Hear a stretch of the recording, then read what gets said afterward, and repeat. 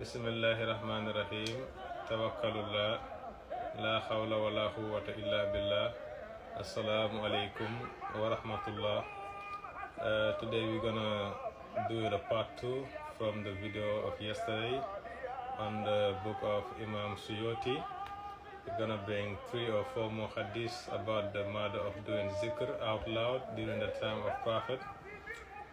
The first hadith is narrated by Imam Ahmad in Al-Zuhd on the authority of Tahib.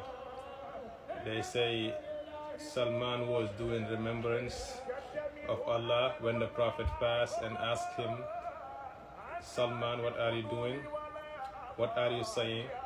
And he replied, we are remembering Allah. The Prophet ﷺ say, indeed, I saw mercy of Allah descend upon you, and I would love to join you in the zikr of Allah.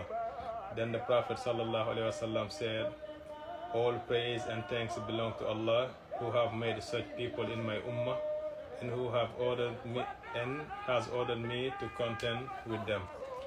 In another hadith, they say the Prophet ﷺ come to the masjid and he find 2 group of people. One of the group was doing zikr, hacking, and the other group was seeking knowledge.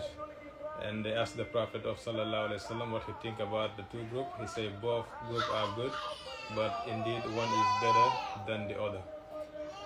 In the 3rd hadith, the Prophet ﷺ narrated that there is no group of people who join together in the remembrance of Allah unless the angel from the heaven tell them that all they did, all their sin are forgiven, all their actions are forgiven, and the bad deed was replaced by good deed.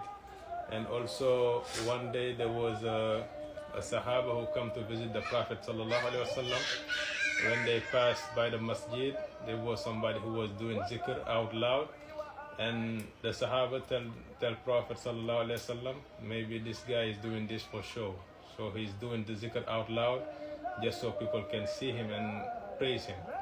But the Prophet ﷺ replied, no, he's just showing his feeling. That's how he feels. MashaAllah, there are some people who get happiness from the dunya, the music, or different things from the dunya. But indeed, there are some people who get happiness and sakina from Allah. And this is Jannah in dunya, the love of Allah. Assalamu alaikum.